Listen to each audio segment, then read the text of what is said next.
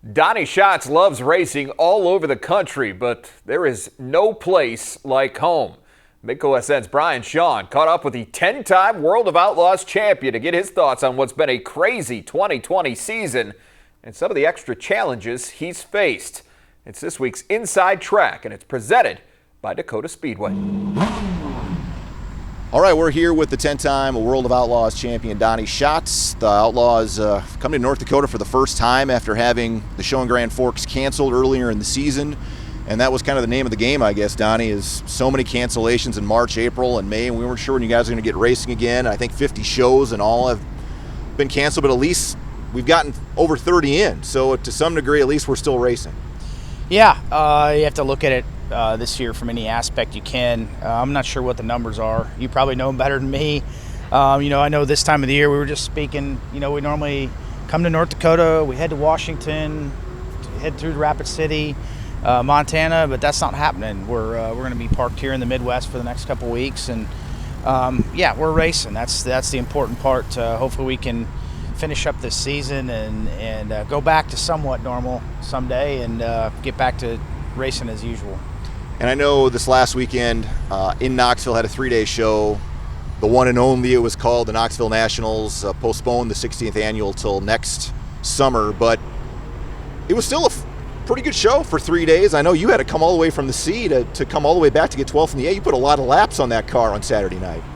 Yeah, it was a really challenging week for us. Compared to the normal nationals situation, they split the cars to go one night, half the next. In this scenario, everybody raced all 3 nights, so it made it harder on the racers.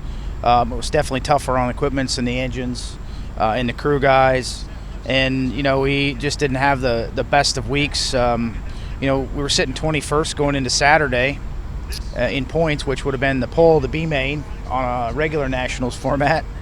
And, we had to start at the back because we didn't finish our qualifier from a failure in heat race. So it is what it is. I really hope it's the one and only, but we'll see what happens. Like I said, everybody just like to get back to normal and not worry about all these things that are out of our control.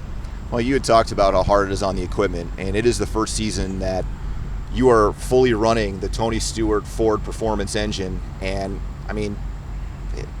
there's probably going to be some hiccups along the way when you're going through a full season with a new engine. How's that changed, I guess, with a different engine program and gear ratios, all that stuff? It changes everything, doesn't it? Yeah, you take criticism, whether it's good, whether it's bad.